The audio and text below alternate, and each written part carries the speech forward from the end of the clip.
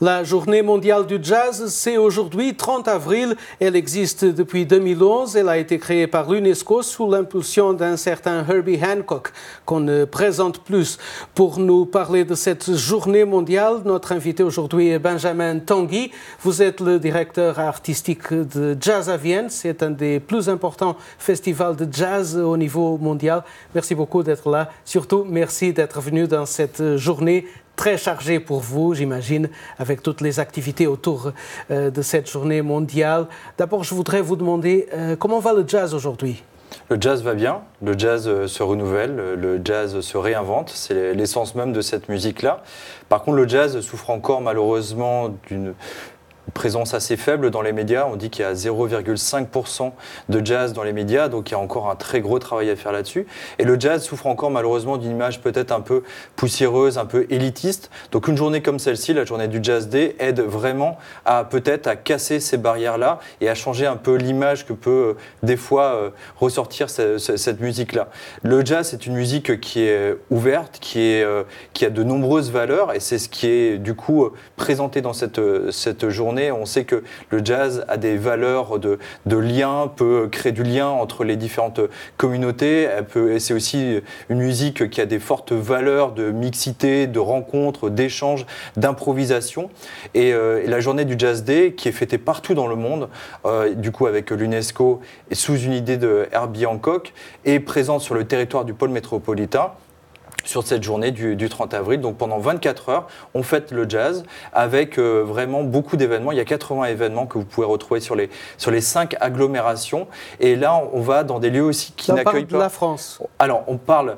Évidemment, là, je vous parle du Jazz Day qui est sur le pôle métropolitain, mais c'est une journée internationale, évidemment, qui est fêtée partout dans le monde. Cette année, par exemple, la manifestation haute, où vous pourrez retrouver, par exemple, Herbie Hancock, George Benson, Didi Bridgewater, ils sont à Saint-Pétersbourg. C'est là qu'il y a les plus grands artistes, c'est là qu'il y a tous les diplomates. Mais après, cette musique-là, elle est fêtée partout dans le monde, sur tous les territoires, et c'est la raison pour laquelle on avait envie d'être en partenariat avec l'UNESCO, donc Jazz à Vienne, pour faire rayonner cette musique-là et montrer une nouvelle fois que cette musique est terriblement actuelle. Je vous ai demandé ça parce que quand on parle avec quelqu'un qui ne suit pas forcément trop le jazz et on lui demande de nommer quelques noms fameux du jazz, ils vont dire surtout des noms de musiciens qui sont morts, comme Chet Baker, Miles Davis, Dizzy Gillespie.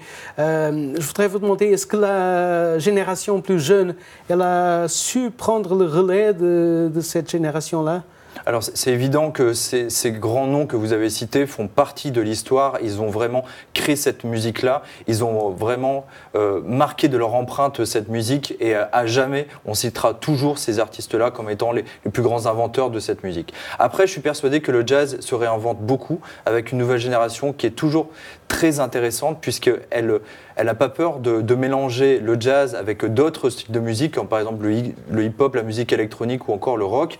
Et on assiste à une nouvelle génération qui est certainement un peu moins complexée par rapport à l'ancienne génération. Donc ça fait des artistes qui sont beaucoup plus ouverts aussi.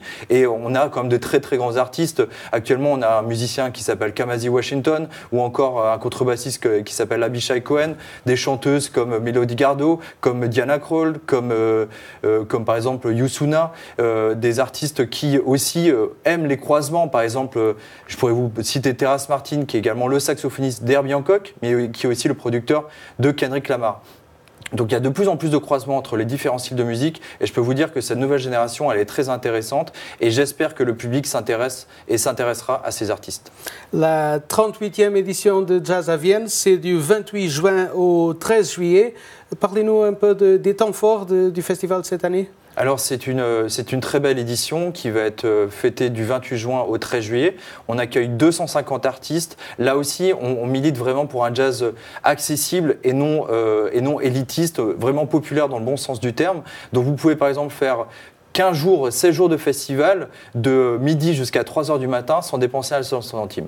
Après, il y a toute cette programmation qui est en accès libre, qui représente à peu près 70% de la programmation, et le Théâtre Antique, qui est vraiment le lieu emblématique du festival, avec cette capacité à 7500, va accueillir encore des grands noms de cette musique-là. On peut citer par exemple Earth, Wind & Fire Experience, on peut citer également Ron Carter, Abishai Cohen, on peut citer également Selassiou, Imani, Morshiba, Electro Deluxe, Gregory Porter sur un projet symphonique. Bref, il y a une programmation qui est très riche et très variée.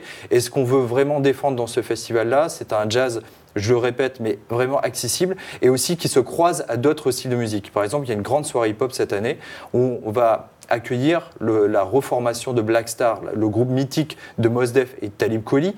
Et une nouvelle fois, on est à Jazz Avian, donc on milite vraiment pour les formules live. Donc on a décidé de créer ce projet-là avec un grand brass band qui s'appelle l'Hypnotic Brass Ensemble. Donc vous verrez que dans cette nouvelle édition, on aime les croisements, on aime les rencontres entre les artistes et c'est ce qui fait le jazz d'aujourd'hui. On vient de regarder un sujet sur les 70 ans du Hot Club de Lisbonne. Une heureuse coïncidence, vu que ça coïncide plus ou moins un mois après avec cette journée mondiale. Est-ce que ce réseau des hot clubs en Europe, il y a par exemple le hot club ici à Lyon aussi qui est très ancien, est-ce que ce réseau il contribue à garder la flamme du jazz ? Complètement, complètement. C'est vrai que on a la chance, par exemple, d'habiter sur la ville de Lyon et d'avoir vraiment une pléiade et de nombreux lieux qui programment de nombreux artistes. C'est eux qui font vivre le jazz à l'année. Et donc, nous, on est vraiment admiratifs de tous ces lieux-là qui proposent ce jazz-là. Et c'est vrai que, par exemple, la journée du Jazz Day, elle permet de mettre en valeur à la fois tous les acteurs jazz qui militent pour un jazz et qui défendent cette musique-là pendant toute l'année, mais aussi, grâce à cette journée-là, on peut aller dans des lieux qui n'accueillent pas obligatoirement cette musique-là. Mais on a la chance vraiment d'avoir de nombreux lieux qui diffusent de la musique jazz, mais malheureusement encore pas assez, parce que je crois qu'il y a encore beaucoup d'artistes qui cherchent des lieux, qui cherchent des festivals. On reçoit, nous, en tant que vraiment référent festival, beaucoup de propositions, beaucoup de groupes qui veulent jouer et malheureusement qui ne peuvent pas jouer. Donc je crois qu'il y a encore un manque de lieux, même s'il y a beaucoup de lieux, il y a encore un manque. Mais je crois que cette musique-là, elle représente aussi cette richesse-là d'artistes qui défendent jour après jour cette musique et je crois qu'on a la chance, en tout cas dans la ville de Lyon, d'avoir tous ces lieux-là. Benjamin Tanguy, directeur artistique du Festival Jazz à Vienne, merci beaucoup d'avoir été avec nous aujourd'hui.